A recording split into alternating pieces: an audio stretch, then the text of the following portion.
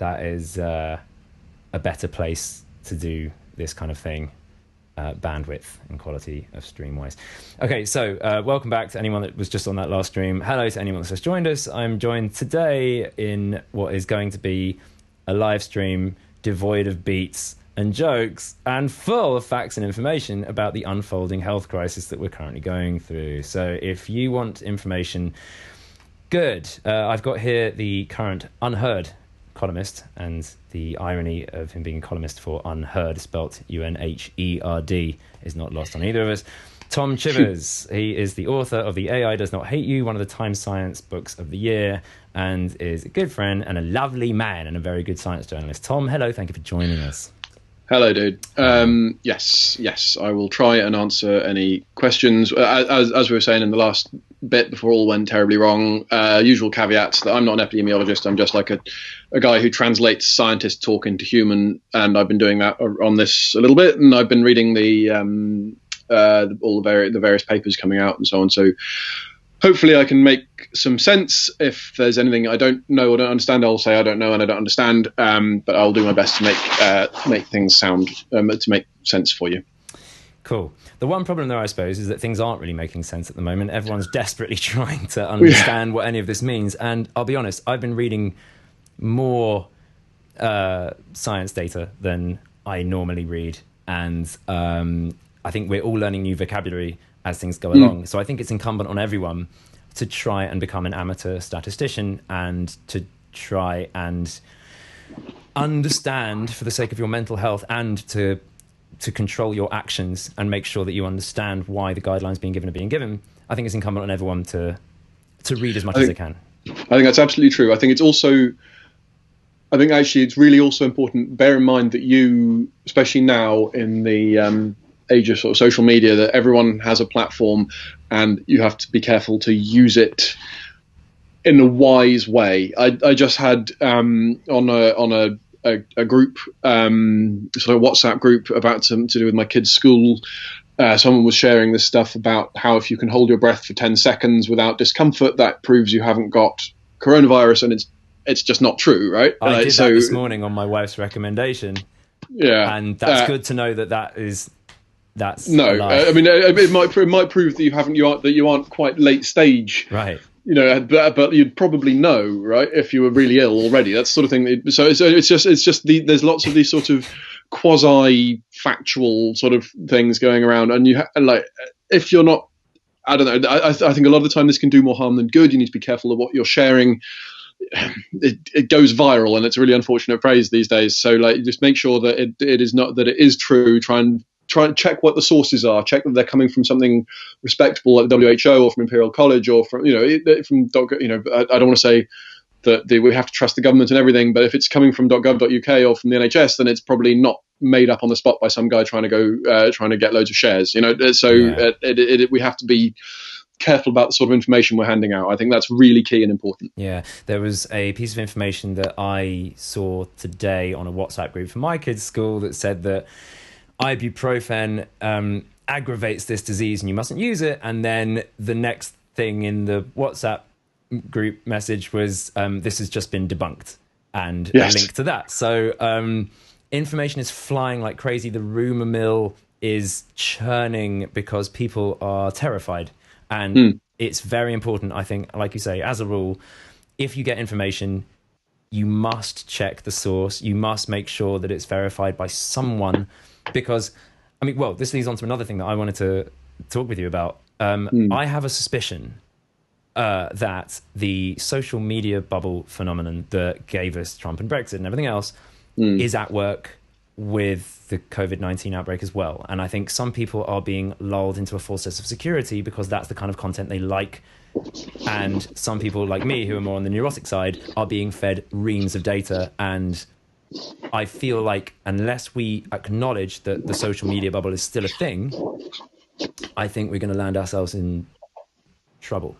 I think there's certainly truth in that. I think there is also, I don't want to overstate the power of, because a lot of the people who seem to be wandering around saying, I don't need to worry about it, seem to be the generation that doesn't use social media so much. I mean, it's perfectly possible to get misinformation and bad sources from elsewhere. But yes, absolutely, this is the sort of thing that it is. If you're the sort of person who tends to think everyone's lying to you, then it's very easy to find the conspiracy theories going around. And if you're the sort of person who tends to assume that everything is the apocalypse, you can very easily leap to this being, we're all going to die. So it is you can try your absolute best, just try and find good, sensible information from good, sensible sources. Some things that I would really recommend is that Our World in Data is a great source of sort of calm information. There's most of the news sites are actually doing a pretty good job. The traditional media are doing a pretty good job of giving good information. Sometimes they'll put out silly columns by some guy saying, I survived the Blitz. I don't know who probably didn't survive the Blitz, to be honest, but I survived whatever, and therefore I'm not going to worry about this. But on the whole, the media is trying to do its best in all of this. But yeah, there are great websites, and I'll get Beardy Man to put them in. Should I call you Darren or should I call you Beardy Man? Call me Steve. Just Steve. I'll call you Steve. All right. So I'll send some sort of things that I've been finding useful, sort of resources and so on. One thing we were talking about before my voice went weird on the last one was this Imperial College paper that came out, which actually I think even if you're not very technical, it's very easy to understand and readable. It's quite long. It's like 16 pages, but it will explain to you why the government was taking steps it was taking until yesterday of sort of trying to limit the peak, but not fully stop or reverse the spread of the disease, because they felt that was the most effective way, and why they've now changed that, which I can go into a bit of detail now if that would be helpful. That would be Darren, Steve. Call me Peter. Peter. All right, okay, all right, Peter. I'd love it if you could do that, because I have lots and lots of questions. So feel free to begin. Okay, so and by the way, before you do, if you guys have any questions for Tom, I'm sure he'll try to answer them to the best of his abilities. But let's see what he has to say first. I will also. Okay, so I've just realised I've still got the old interview up on my screen, so I can't see any questions. So I'll sort that out now. There we go. Connected. Here we go. All right. Anyway, so the and that is muted. Brilliant. All right. So the so fundamentally, the idea was before that that by doing some severe and dramatic changes to society, but not really draconian ones, like isolating people who are suspected to have the disease, or quarantining people quarantining the people who are in that house as well, and then socially distancing them in severe but not totally spectacular and draconian ways. They were hoping that they could slow the rate at which people got the infection, and that would hopefully keep the number of people infected at any one time below the capacity of the NHS to deal with it. I'm sure you've all heard the phrase "flatten the curve." This was the idea was to keep it so that it never went above this sort of red line where the NHS wouldn't be able to cope with it. If it does go above that, then obviously people will start to die in greater numbers because there isn't the health resources to cope with it. And that was based on, as I understand it, models from, there's been a lot of planning for pandemic stuff over there was pandemic flu resources put in place from at least 2011, and they're basing these sort of models on how easily flu spreads and these things. And so these models existed, but they couldn't, because this is unprecedented and because it's a new disease, they couldn't base it on the real behavior of this disease. So now they can put the sort of plug the data in from real cases in places like Italy and China, and they can put that in, and they've found that while it spreads at about the rate they expected, I believe, it puts more people into hospital. And that means that when the peak, so even with these, you could, even though these these mitigation policies, the idea of like sort of reducing the contact people have, they could bring down the peak, the height of the peak by 2/3, it would still be enough to swamp the NHS intensive care units by about 8 times. It'd be about 8 times as many cases as there would be available ICU beds. So they've decided that instead of that, they're going instead of the. While you're speaking, I'm just going to show the doc so that people can see it. Oh yeah, that's a good idea. Yeah, so if you can see that, this is the document. This is the document, and yeah, it shows here the things we're talking about. So yeah.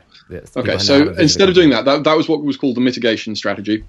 And they've said, okay, now that just isn't going to be enough. So they're going to move to suppression, which is essentially far more draconian. The idea is to, instead of just reducing the number of people who the disease spreads to a bit, they're going to try and really slam it all the way down. Now, I'm going to go a little bit technical here. Steve, Peter, Darren, stop me if I'm going too much, but there's this important number called R0. It's really simple. R0 is how many people on average each person with the disease gives the disease to. If the R0 is 2 and I have the disease, I will on average give it to 2 people. Those 2 people will on average give it to 2 more, so there'll be 4. At 2 generations, there'll be 4 people and so on.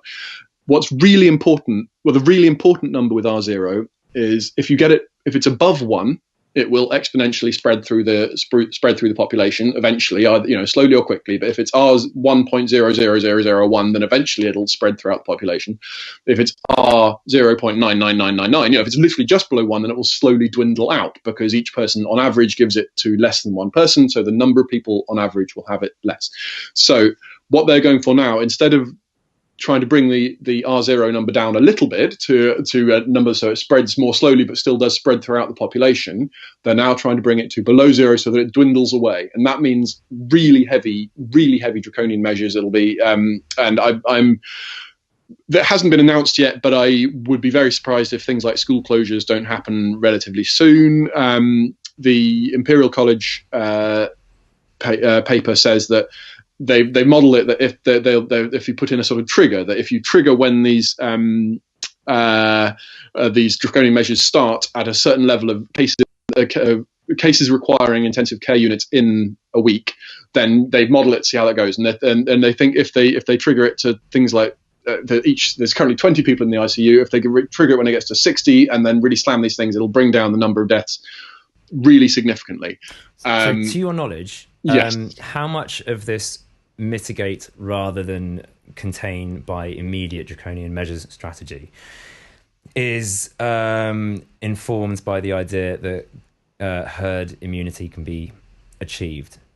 So, there's a line from an epidemiologist who's I didn't speak to myself. This is me cribbing from Channel 4 News, but it's still a very important line. That basically, in the end, there are 2 ways to end an epidemic, right? A pandemic. Those 2 ways are: 1, you stop every single case in the world. Literally, there are no more cases in the world, and then there's no one to spread it. Or you somehow achieve it. That's herd immunity. Okay, so herd immunity is if it is you give enough people the vaccine, or you give enough people get infected and then become immune that way, that when the virus spreads, it can't find enough people who are susceptible to it to spread to more than 1 person per person. So like if you've got a disease like measles, which has let's say it has an R0, so it spreads to on average about 20 people per person. If you vaccinate 19 people out of 20 in the population, then suddenly measles tries to spread to 20 people, but it bumps up against immunity in 19 of them. So suddenly its R0 drops to 1.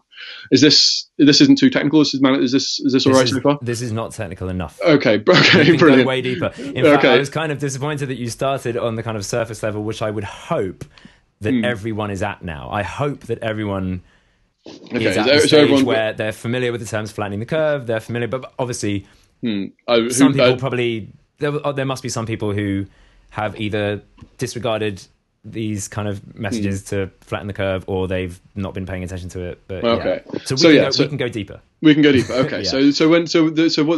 With herd immunity, if you with something like measles, you need to get at least 95% of the population immune if it is an R0 of 20. But with something like COVID-19, it looks like the R0 is between 2 and 3, but probably about 2.5. And so that means you need to get a herd immunity of about 60. But you need to get about 60% of the population immune to do it. So I mean, it is the government strategy was absolutely guided by that. This was going to be the outcome eventually, and that's the only way whether or not though it will be by getting immunity through people getting infected, or hopefully there'll be a vaccine comes. But now they're thinking that will not happen fast enough with just the with immunity caused by vaccine, by people getting the disease and getting immune that way. So what they're going to do is try and really clamp down on it. It will bring the R0 hopefully below 1. It will mean that the disease will hopefully dwindle in the population. It'll be very unlikely for it to disappear altogether, because there are so many around the world. There are so many in Britain already. People are estimating 50,000 in London on its own, or even I think that was yesterday, so it could be significantly more now. So we're going to have to do this really clamping down. There'll be schools closed. There'll be a lot more lockdown very soon, I think. So here's the question. Yeah. This is the question that's been on my mind for a couple of weeks now, at least a week. Why aren't they closing the schools now? I mean, I know what the standard stock answer is to this, but I think I'll let you answer, because then there's a corollary to that question that I... Okay, so... Yeah. I mean, this probably is the standard stock answer, right? But the standard stock answer is, if you close the schools, it means that loads of healthcare workers will not be able to go into the NHS to do work, because they have to stay home and look after their kids. There are ways around this. You could set up special schools for healthcare workers, for the children of healthcare workers, or rather you could keep them open with sort of skeleton staff for only those key workers, police, healthcare, that sort of thing. And I would hope that is what is going to happen. This is obviously me speculating, but that will happen. But that sort of thing does take time. You need to organise those sort of things. The other thing is that they say that it is about social fatigue. I've seen a lot of people. I'm sort of friends with. You mean like isolation fatigue? Isolate. So people can't manage these sort of draconian measures for long periods of time. I am somewhat sceptical of the science behind that. I think I've seen. There's a lot of debate going on around that. I don't want to say this is sort of quackery or anything like that. I just think there is a lot of sort of very well informed people I know do sort of think they're putting too much faith in behavioral science, and those of you who follow psychology and social science know there's been a lot of problems with sort of replicating the results of a lot of social science in recent years. So I'm somewhat skeptical of that, but either way, like it's going to have to happen soon. It'll probably have to happen for many months. I mean, I'll tell you what I think is happening now. Sorry to stop you mid-flow. No, fine. I mean, there's one thing that I heard the other day, and I can't cite a source because I have no idea where I heard it. So maybe you can tell me if it's true or not. But there was an experiment done, so I heard, where you have 10 people in a room and you start filling the room with smoke. And all it takes is for 2 of those 10 people to not care that the room is filling with smoke, for the rest of the people to assume that everything's fine. Yeah.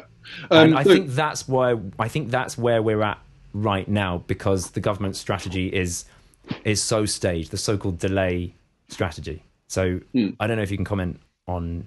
That's a classic experiment, the smoke alarm thing, and the idea is that you take your cue from the people around you, and you assume partly you don't want to lose face by looking panicky when there's nothing to panic about, so you don't sort of so if everyone around you is ostentatiously being relaxed about the smoke curling under the door, then you do the same. And it does. Yeah, you're right. This seems to be a well replicated finding in social psychology. And the idea of things like fire alarms is to create common knowledge, right? So that everyone goes, okay, this is socially acceptable to go out of the room now, because even though 99 times out of 100 fire alarms are false alarms, and you'll hang around outside wasting time in the street, the point is that this fire alarm makes it socially okay to stand up and walk out. That's the idea. I hope that Boris Johnson, I'm not a fan of, but I do think he has at least he has said things explicitly, like a lot of us are going to lose loved ones. This is going to be a really tough time. I hope that has acted as some sort of fire alarm. This is a real problem that we're all going to have to face.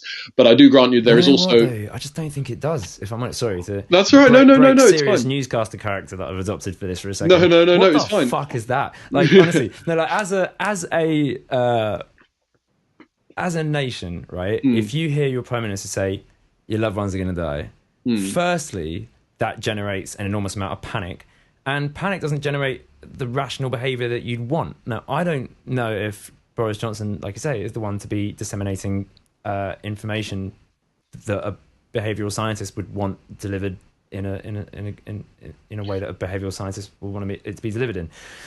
He blithers, he blusters, and I feel like so here's my opinion on what the government are currently doing. Yeah. I feel like the draconian measures that have been put in place in Asia were done with the explicit aim of trying to reduce that R0 to as low as it could possibly be. And in the Imperial College document, it's that the government are acting on, it says we don't know how long that can be maintained. But it looks like the government's tack here is just to go, well, we don't want to disrupt life too much, so we're going to minimize the disruption to daily life, and that means that you're going to get a large number of deaths, but it'll happen over a longer period of time. And I mean, I don't know. So look, I'm the kind of person who in this situation would say, okay, we need to save as many lives as we can, but I know there's always, you're trying to find a point where these two lines intersect, where you're keeping society going and you're saving lives, as brutal as that sounds. Yeah. But I mean, it's comforting to read the document to see that at least what the government are doing is based on sound science. But I suppose I wish they'd gone further. There will still be people in this stream, and I'll start reading the comments in a second, but there will still be people in the stream who are saying, and there was one person saying, you're causing panic, which is interesting, because all we've done so far is talk about data. And, there's a geezer who works in a shop near me that I go to all the time, who is my sort of poster child for denialism at this point, who's constantly saying, it's just the flu, it's just the flu, it's just the flu. So there are still people like that. There are still people saying it's just the flu. I mean, that assumption is based on incorrect data. Yeah. Okay. So that is wrong. But I do want to stress, like, these measures that the government is putting in place. If we're going with this Imperial College model, which seems to be the best available at the moment, it is not that they will not be letting people die. I'm making inverted commas, but no one can see me. So but imagine that I'm making inverted commas with my hands. The do nothing. If they imagine if they do nothing, like just carry on as we are, without any measures to do it, then we are talking about massive, really, really horrible numbers of deaths. If your man thinks we're causing panic, I get that, but we are talking about something that, left entirely to its own devices, could cause 400,000, 500,000 deaths in Britain, right? But I'm just going to double check that is this is the UK rather than the US figures. This is in the US, an unmitigated viral spread will cause 2.2 million deaths. Yeah, exactly. And in the UK, it's I think it was what is it? Is it quarter of a million or quarter of a million? Well, it depends on which. It depends on which which particular bit, the numbers you're looking at, but here it does seem to be between 400,000 and 500,000. Yeah. But if you put in the social distancing and stuff that we were talking about before yesterday, that drops down to between 50 and 100,000, which is still an awful lot according to this model, right? But it's still, it's still really bad, but it's a lot less bad. And with the really emphatic, most sort of drastic measures that we're talking about now, the suppression, as model says, then that drops us down to somewhere between 5,000 and 12,000, which again is a lot of people. It is not a lot of people. So I mean, definitely not letting people die, and this is assuming that we trigger the full measures when the ICU cases reach 60 in a week, which we're now at 20. So I do not think that we can describe what's happened so far as doing nothing. I do think there has been good effort to try and take this seriously, and we are still at a very early stage. We're looking at months and months before the peak hits. So like it may, that many. What is it? June?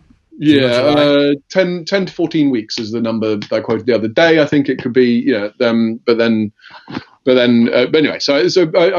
I definitely don't want anyone to underestimate how massively serious this is. On the other hand, I do want to say that and I totally get criticisms that the government should have imposed measures earlier. A good friend of mine who is very scientifically minded and works in population genetics, I think she's written an article explaining on Unherd, which I plug my own employers and all that. But she's written an interesting thing saying like some of this is foreseeable and they could have done the more draconian measures earlier. I'm not able to vouch for that as whether it's right or not, but I do sort of think that it's definitely arguable they could have gone slamming things down a week ago. That said, the difference between slamming things down a week ago and slamming things down next week will not be the difference between us between us hundreds of thousands of dying and a few thousand dying. That we can still take these dramatic measures, and I get the impression, because this is such an influential document for the government, that when they will go with this triggering triggering the ICU, triggering the suppression measures when the ICU bed situation hits 60 or 100. I think we will quite soon reach some really draconian measures, and I hope that it is not that we're still doing it at a sensible time. Do you want to hear my take? Yeah, go for it. You're... So, I don't know. I don't like Boris Johnson. That's a very fair position to take. Yeah. It seems to me, as I said to you this morning, that he has taken some data modeling and he's said, well, okay, let's go with it. But it is not up to the scientists to provide extra money for new medical infrastructure. It is not up to the scientists to instigate draconian laws or to provide compensation for people who are watching their livelihoods evaporate, like myself, before our very eyes. But the whole of the entertainment industry has gone overnight like that, and it doesn't take that much. Big DJs that I know have seen their income evaporate, and they've started offering services to do music mastering and online courses, online, production tuition and stuff like that, because they have no idea what to do. I'm launching a Patreon as soon as they've verified it. So I think us musicians were kind of the canaries in the coal mine, really, seeing that this is hugely disruptive. So for people whose income has evaporated, I think we are probably more likely to advocate for draconian measures, because we're like, well, shit is fucked up as it is. So I get that. So, I get that. Totally. Like, this is true that this is going to be, not just the arts like you guys, but loads of restaurants, loads of, the huge sectors of the economy are going to be completely fucked by this, right? Yeah. And then people further down supply chains as well. It's going to be, but that, I don't know, like that sounds like the sort of thing that someone who's arguing for less draconian measures would be saying. I don't know. I think it's going to be basically. I suppose here's my really fundamental thing. Right, this is going to be horrible. It's going to be horrible whatever the government does. It's going to be horrible for a long time. It's sorry. That's not funny. No, it's not. It's not funny, but it's sort of awful. Unavoidably gallows humor, isn't it? But yes. and like whatever they do, it's going to be. Afterwards, we'll say, well, this was horrible. Why didn't you make it not horrible? But there is no, I don't know, there's some mathematical disease modeler guy, Francois Balou, I think his name was saying, there is no acceptable outcome from this. It's going to be horrible. It's just we can sort of slightly choose which kind of horrible it is to some degree. Well, let's drill down a bit more on data analysis of the data. So we have a few models for how to deal with this, but it's early stages for each of them. So in the Imperial College document, it's said that those draconian measures that have been implemented in China are possibly not sustainable. We don't know. Yeah. But that, it seems, was enough for them to not want to try. So, fine. But in terms of the UK's response, assuming that they are going to impose the quote-unquote draconian measures that they've been talking about, which is a combination of social distancing, isolating those with symptoms, closing schools and stuff like that. Yeah. If they do that, we are still looking at a kind of bring out your dead situation in a period of time, because the capacity of the NHS to be able to deal with people who do have the acute respiratory symptoms. I heard, and I wonder if you can verify this, I heard that the beds necessary to do the kind of treatment that's necessary to get people through this when they have the really acute symptoms of this, the SARS-like symptoms, there are 80 of those. I don't know if that's true. I can't verify that. Just to be specific, that's when you're on your... So the treatment for this, and this is something that's been worked out over the last 20 years, is you have to be on your front, you have to be paralysed and sedated, but not too sedated, and you are fed oxygen. The reason for that is because if you are breathing, there's a Vox video on this I think you can watch, I'll try and link to that. But if you are breathing and you're in the state, you're aggravating your lungs. So that's what they do to you, and that is your only way of getting through it. But I saw another thing the other day, sorry if I'm jumping from point to point, but I saw another thing, I think it was yesterday, saying that they're trying that in Italy and it's still having limited efficacy. But I think that's probably because this thing is so severe. It's acute respiratory distress syndrome rather than just pneumonia. And pneumonia is when parts of the lungs are infected. This is when the entire lung just kind of gives out and becomes irritated. I can't verify any of that. I don't know. It all sounds distressingly plausible. I mean, the situation in Italy and also increasingly in Spain is terrifying. There are real, like, and we've been watching the sort of numbers going, and we look like we are on the same bottom bit of the curve as they were. You know, we are as they were a few days ago. But it should be pointed out, right, that the impact, it's no longer really worth it to look at the number of confirmed cases. That's not really of importance anymore, because that's so mediated by what the testing regime is, doesn't really tell us a great deal. Looking at the number of deaths is much more informative. We are where those two countries, Italy and Spain, were a week or two, a few days ago in Spain's case, a week or two ago in Italy's case. So wouldn't it seem sensible to close the schools now, even if it just saves a few lives? Well, I don't know. We're back to anyway. So yeah. What we won't know whether the measures taken have had an impact for another few days, because people don't die with this disease for I think it's been a week and 2 weeks normally after they get it. So the people catching the disease now in the wake of the measures that the government's been putting in over the last few days won't show up in the death stats for at least another week. So that's when we'll start seeing whether our curve falls away from the Spain-Italy curve, or whether actually these measures have not been enough. And then we'll see again when more, it's a week or two's lag before we can start seeing them.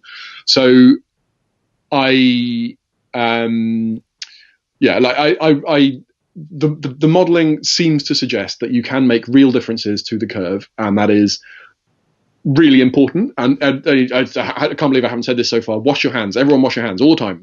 My hands are literally cracked and bleeding from washing my hands so much. It is horrible. They've aged like 20 years, but do it all the time. Every time you go out, every time you come back in, there's another thing that's important to remember if we're talking about taking a reasonable response to trying to flatten the curve.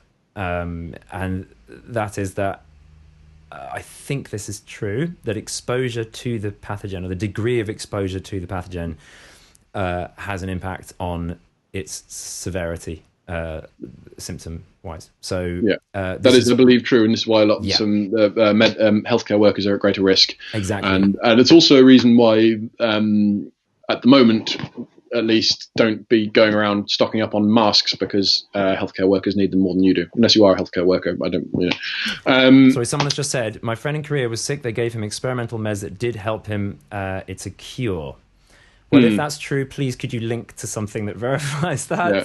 There have been there are lots of there's a very so one problem is there's a real shortage of broad spectrum antiviral drugs, in the way that there are broad spectrum antibiotics. You can just pump into someone, hope they kill everything.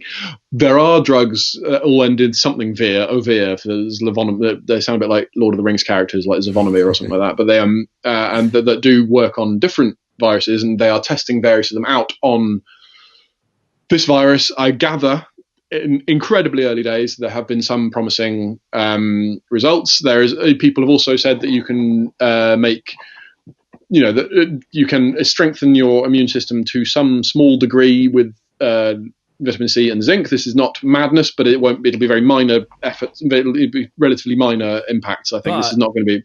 But every little helps, every especially little as helps. we get closer to the peak. Yeah. We will be in And a you want to situation minimise where you want to avoid having to go to hospital. pressure on the air. because You want to be hospital putting won't pressure be on the able to NHS. take you.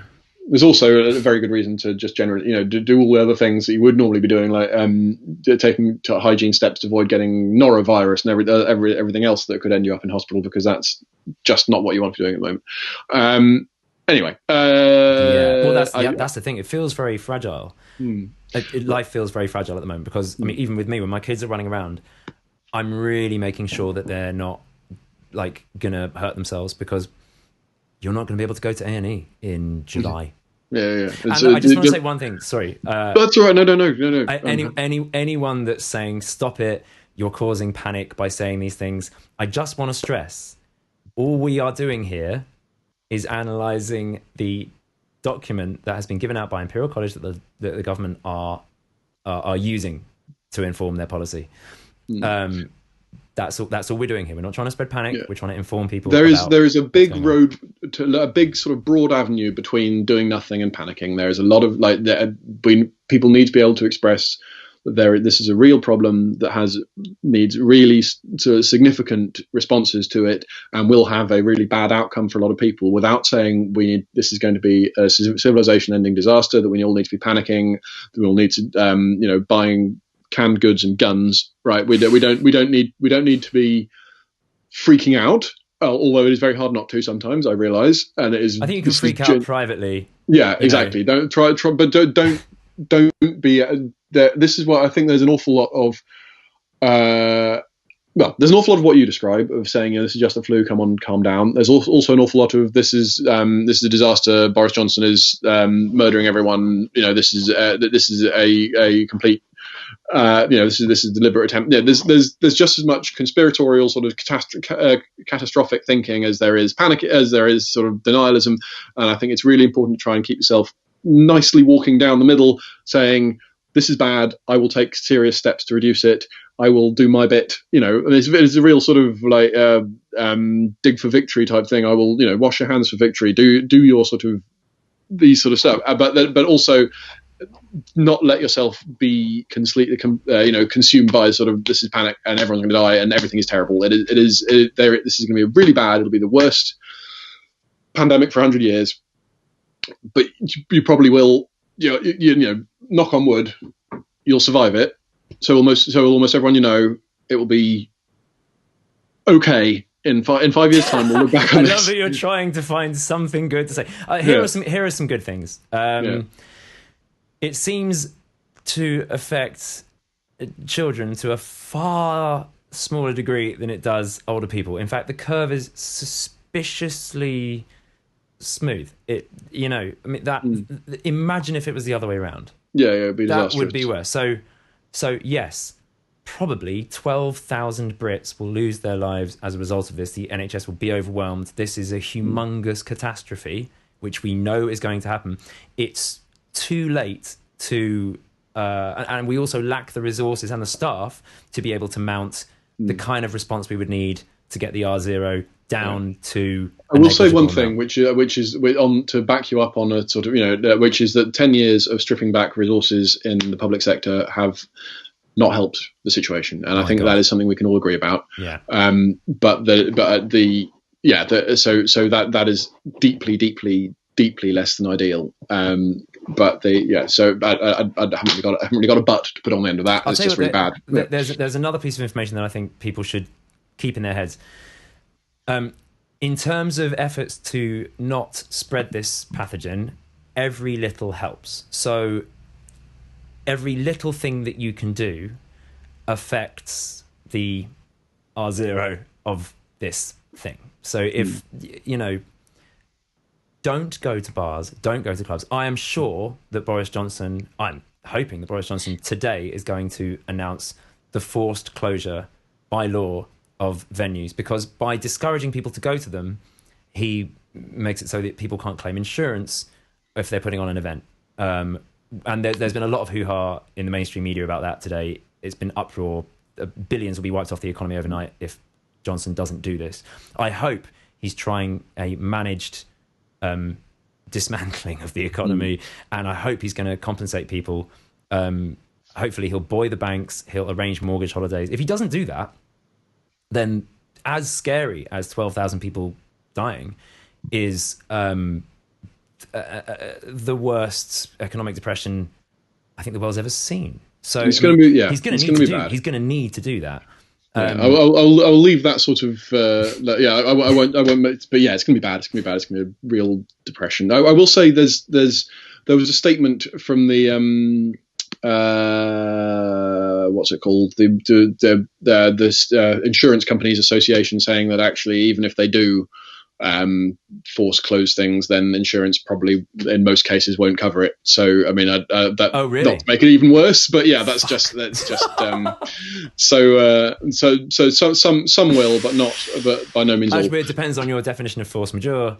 Yeah, exactly. It depends on the contract, depends on the insurer, but it would be a step in the right direction if Boris Johnson would do that.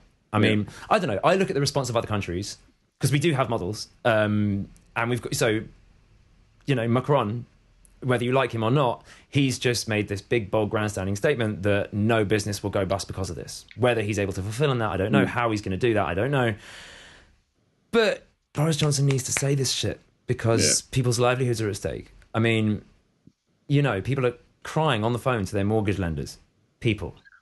Yeah, it's good. The whole economy's gonna be in a mess, and I don't know. Again, not my field of expertise, no, but exactly. I see. Nor mine. I see economists who do know this stuff saying things like, "This is not a normal recession. You don't need to do the sort of thing which you normally do, like pump liquidity into the banks and encourage sort of confidence in spending, because people aren't going out and spending not because they're staying in their houses, right? And so what you need to do is directly give money to the people who would otherwise go bust. And that there is, people like Mitt Romney of all people in the States is proposing what amounts to a universal basic income to do that sort of thing. But that's well outside my sort of field of expertise, so I probably shouldn't sound too confident about that. Now, Darren, had probably better call that a day if that's all right. No worries. We've been speaking for a long time, and I'm amazed that anyone has been listening at all, let alone if they've been there for the whole thing. So thank you so much for joining everyone on the stream. Thank you for everyone on the stream. If you do have any more questions, or if you want to follow Tom, where can they find you? Tom Chivers on Twitter. It's fine. At Tom Chivers. Do join me. I do almost no beatboxing at all. But if you want to try me out, you're welcome to join. Thank you very much for joining us, Tom Chivers, and stay safe out there, everyone, and try not to die. Wash your fucking hands, you dirty bastards. Okay. Bye-bye. Great. I'm trying hope you felt that one well. Better that time with the working audio. Absolutely. Okay, let's stop the stream finishing. All right. Okay, bye-bye.